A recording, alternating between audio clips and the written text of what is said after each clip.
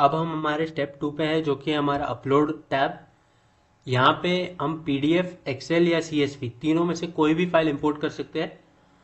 अगर हम एक्सेल या सीएसवी इंपोर्ट कर रहे हैं तो हमें ये फॉर्मेट ध्यान रखना है कि ये फॉर्मेट में ही डेटा अपलोड हो। अगर कोई बैंक है, जैसे फॉर एग्जांपल हमने नोट किया है कि कोटक बैंक का ऐसा डेबिट क्रेडिट लिखा हुआ आता है, तो आप डायरेक्टली ये वाला कॉलम डाल सकते हैं, विड्रॉवल डिपॉजिट कॉलम नहीं डालेंगे तो भी चलेगा। अगर आपको बैंक रिकन्सिलिएशन के लिए ये डेटा चाहिए तो आप ये डेटा यहाँ पे एज एडिशनल कॉलम्स ऐड कर सकते हैं। तो जब एक्सपोर्ट होगा टैली में, जब एंट्रीज टैली में इंपोर्ट होगा, तब बैंक रिकन्सिलिएशन के सारे डिटेल्स टैली में ऑलरेडी फिल्ड होंगे।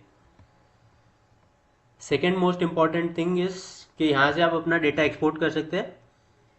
यहाँ पे आपको सिंपली डेट डालना है और एक्सपोर्ट आपका फॉर्मेट सिलेक्ट करना है। थर्ड मोस्ट इंपॉर्टेंट थिंग, अगर आपको एट एनी पॉइंट कोई भी डेटा सॉर्टिफाई से डिलीट करना है, सॉर्टिफाई से डिलीट मतलब पूरा सर्वर से ही डिलीट। ठीक है, तो let's move on to uploading. अभी अगर आपको एआई चाहिए तो आप यहाँ पे डायरेक्ट एआई एनेबल कर सकते हैं। एक फाइल अपलोड कर लेते हैं अभी, डमी वाला ही करते हैं सिंस बाकी सारे bank statements original bank statements है क्लाइंट्स के।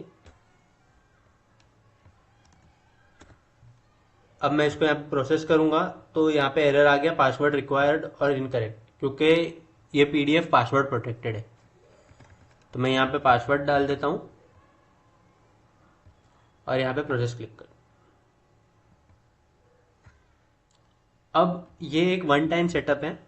बेसिकली आपको सिलेक्ट करना है कि आपके ट्रांजेक्शन कहाँ एग्जैक्टली स्टार्ट हो रहे हैं और कहाँ ख़त्म हो रहे हैं। तो जो क्लाइंट का प्राइवेट सेंसिटिव डेटा है, जैसे अकाउंट नंबर हो गया, एड्रेस हो गया, या फिर कस्टमर रिलेशनशिप नंबर हो गया, वो सब कभी ना सॉर्टिफाई रीड करता है ना सेव करता है। जितना आप उसको डेटा रीड करने दोगे उतना ही रीड करेगा। बेसिकली ये रेड लाइंस के आसपास का डेटा ही रीड करेगा। मतलब अगर देखा जाए तो यहाँ पे ट्रांजेक्शन स्टार्ट होगा और यहाँ पे ट्रांजेक्शन एंड होगा। इसके बीच में जितना भी डेटा आ रहा है, सिर्फ उतना ही डेटा सॉर्टिफाई अपने पास रखेगा। कई बार होता है कि हमें कुछ पेजेस एक्सक्लूड करने होते हैं। बेसिकली जैसे ट्रांजेक्शन समरी का एक बैंक पर्टिकुलर पेज बना के देता है, तो आप यहाँ पे वो पेज नंबर लिख के अप्लाई करके उसको रिमूव कर सकते। अब एक बार मैपिंग कर लेते हैं। तो डेट आ गया, नरेशन आ गया, विड्रॉवल आ गया,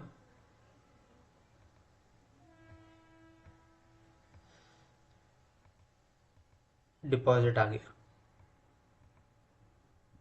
और हमारा बैलेंस आ गया।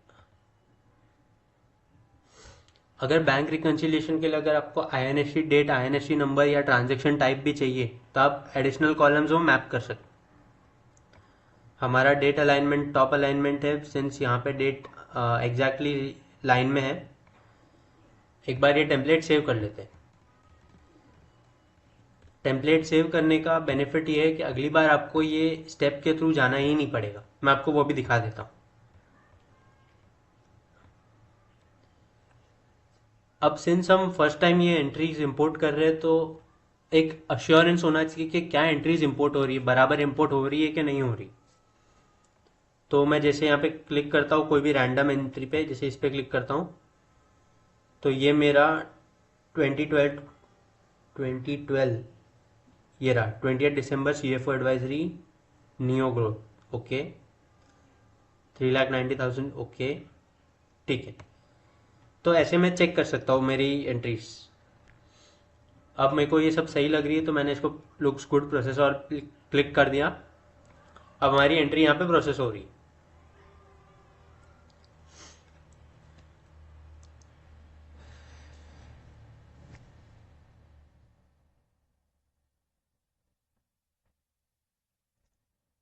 तो ये हमारी 45 ट्रांजेक्शन इंपोर्ट हो गए, कैटेगराइज भी हो गए।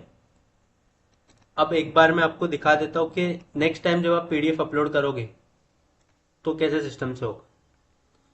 तो सिंपली आपको पीडीएफ सिलेक्ट करना है, यहाँ पे फॉर्मेट सिलेक्ट करना है एंड पासवर्ड डालना है अगर पासवर्ड प्रोटेक्टेड हो तो, और सिंपली यहाँ पे प्रोसेस क्लिक कर देना है। अभी सिंस हमारा अपलोड टैब का सारा कॉन्फ़िगरेशन कंप्लीट हो गया है, हम हमारे स्टेप 3 पे जाएंगे जो कि हमारा ट्रांजैक्शन टैब।